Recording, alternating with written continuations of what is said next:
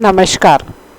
श्री संत गाडगे महाराज हिंदी कनिष्ठ महाविद्यालय भुसावल से मैं प्राध्यापिका एस.के. खंडेलवाल मेरे YouTube चैनल में आप सभी का तहे दिल से स्वागत करती हूँ। आज हम अपनी पहली कविता पढ़ेंगे नवनिर्माण, जिसके कवि हैं त्रिलोचन। सर्वप्रथम हम कवि परिचय देखेंगे।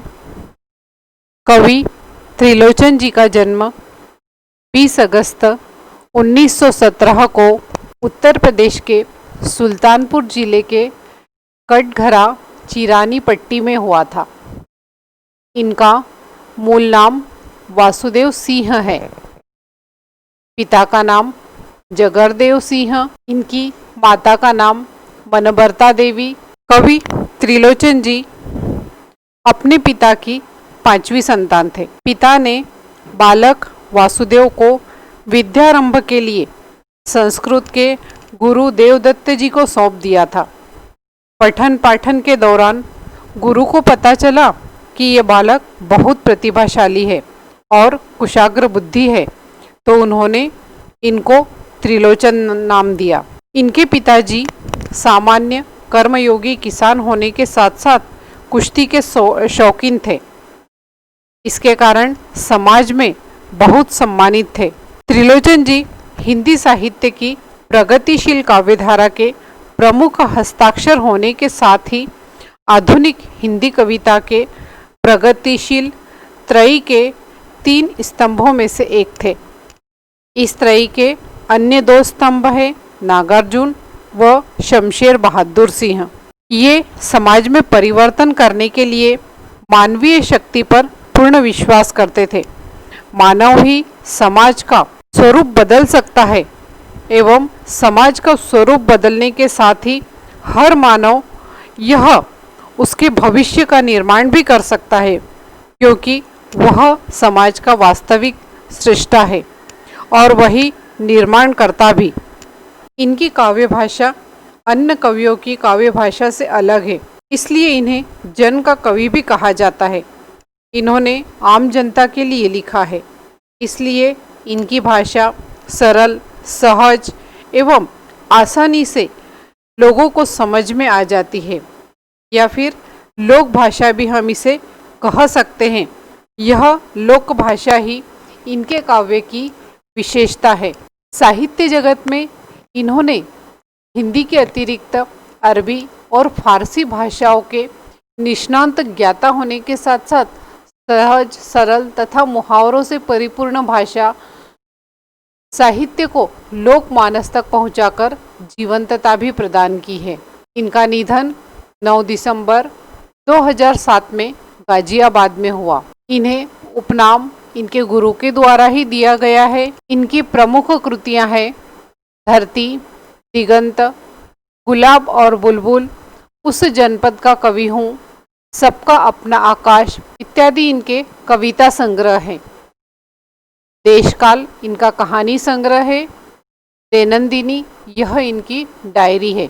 आज हम अपनी युवक भारती का पद्य विभाग में जो पाठ है नवनिर्माण, जिसकी विधा चतुष्पदी है, इसका अध्ययन करेंगे। हमने कक्षा 11वीं में त्रिपुरारी जी की त्रिवेणी पढ़ी। त्रिपुरारी अर्थात शिव। अब हम त्रिलोचन जी अर्थात 3 नेत्र वाले, अर्थात इन्हें भी शिव ही कहा जा सकता है, इनकी चतुष्पदी का अध्ययन करेंगे। अर्थात पहले हम लोगों ने 3 पढ़ा, अब हम 4 पढ़ेंगे। खैर, यह तो एक मजाक की बात है। तो चले अब हम अपनी चतुष्पदियों की ओर बढ़ेंगे। प्रस्तुत पाठ में 8 चतुष्पदियाँ दी गई है। इन चतुष्पदियों में आशावादी दृष्टिकोण को प्रस्तुत किया गया है। कवि ने इसके माध्यम से संघर्ष करने तथा अन्याय, अत्याचार और निर्बल पर विजय पाने का आह्वान किया है। प्रथम चतुष्पदी के सर्वप्रथम हम शब्दार्थ देख लेंगे। विश्वास, विश्वास का अर्थ है भरोसा। उच्छ्वास, उच्छ्वास का अर्थ होता है गहरी सांस लेना।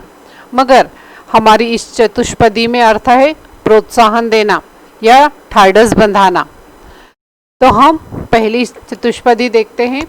तुमने विश्वास दिया है मुझको, तुमने विश्वास दिया है मुझको, मन का उच्छ्वास दिया है मुझको, मैं इस भूमि पर संभाल लूंगा, तुमने आकाश दिया है मुझको, तुमने आकाश दिया है मुझको।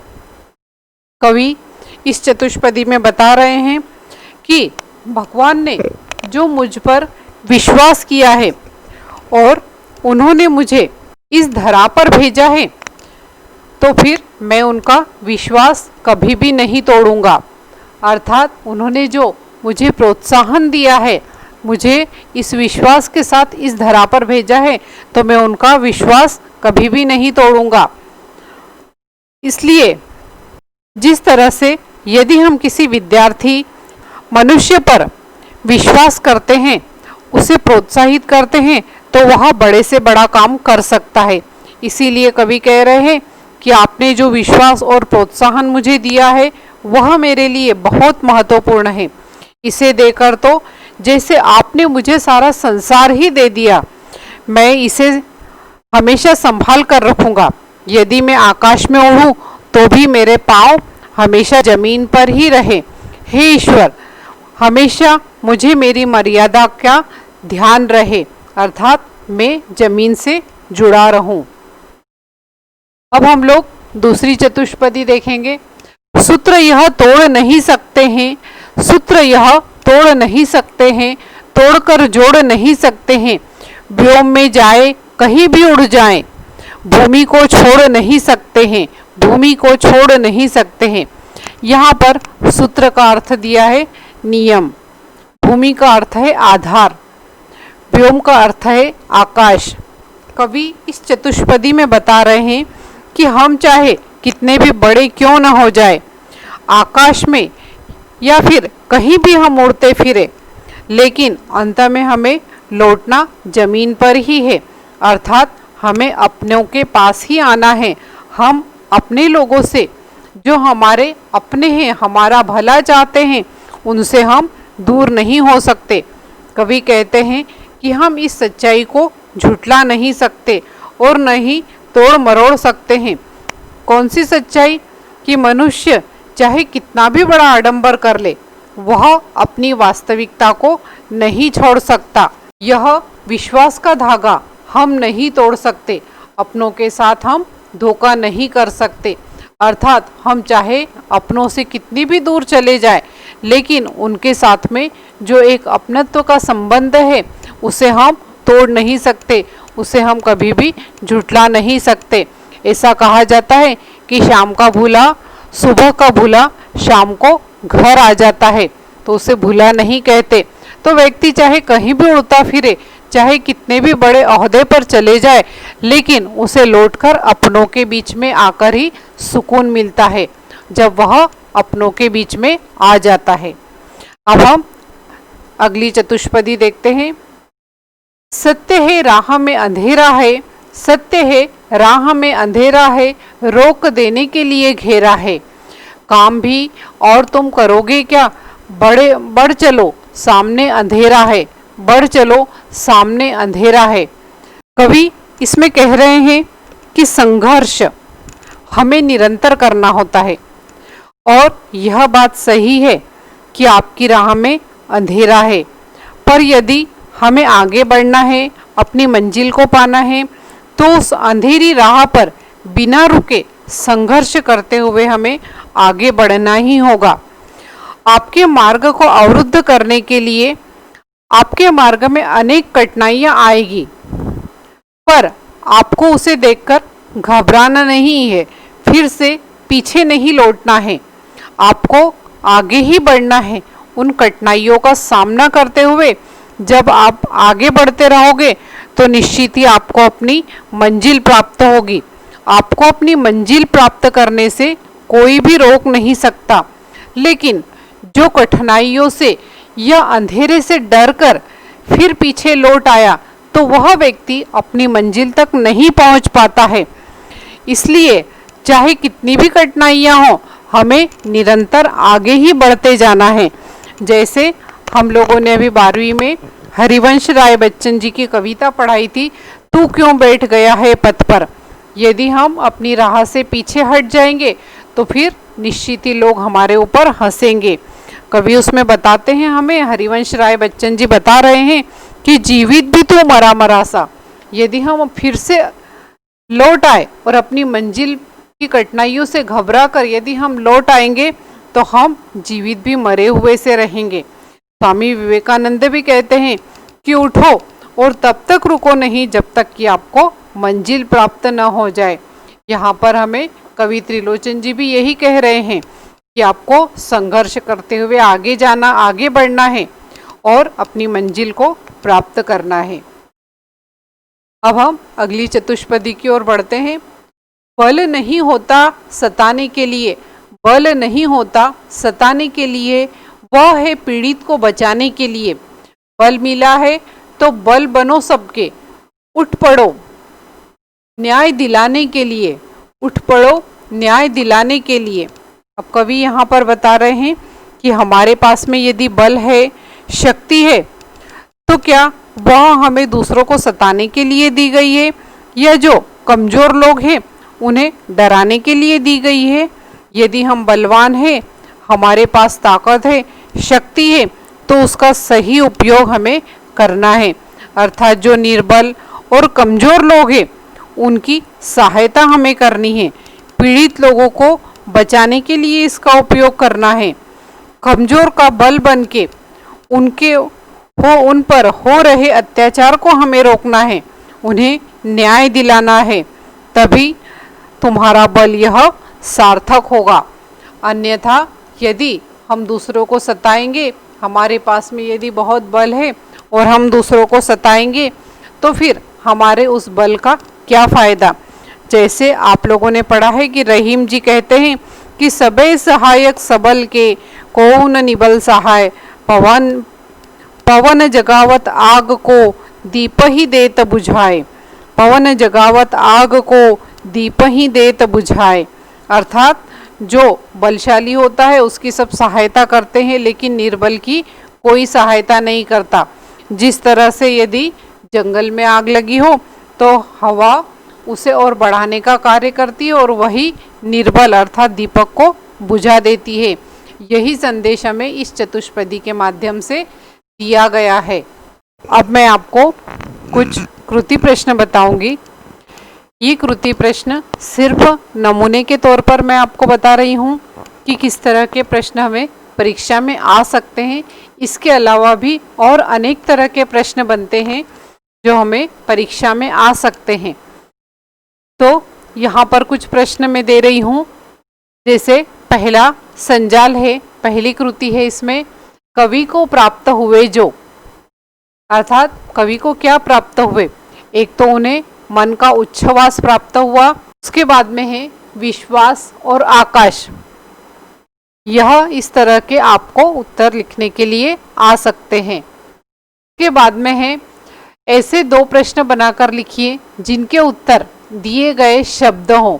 अर्थात ये जो शब्द दिए हैं भूमि पर, भूमि को, ये जो शब्द दिए गए हैं ये उत्तर है। अब हमें यहाँ पर प्रश्न बनाना है जिनके उत्तर ये दिए गए शब्द होंगे। तो यह मैंने आप लोगों के लिए छोड़ दिया है कि आप लोग इस तरह के प्रश्न बनाएंगे। उसके बाद में है निम्नलिखित शब्दों के विलोम शब्द लिखिए। जैसे विश्वास, इसका होता है अविश्वास, आकाश का होता है पाताल, धरती। उसके पश्चात है निम्नलिखित शब्द के अर्थ वाले दो शब्द पद्यांश से ढूंढ कर लिखिए। अर्थात जो हमें चतुष्पदियाँ दी गई है उसमें नभ, इसके लिए कौन से शब्द दिए गए हैं वह शब्द हमें यहाँ पर ढूंढ के लिखना है। और मुझे आशा ही नहीं विश्वास है कि आप लोग निश्चित ही ये प्रश्न हल कर लेंगे। उसके पश्चात हमें अभिव्यक्ति के लिए एक प्रश्न आएगा। तो यहाँ पर जो अभिव्यक्ति के लिए प्रश्न लिया गया है यह अपनी पाठ्यपुस्तक में दिया है, वही मैंने यहाँ पर लिया है।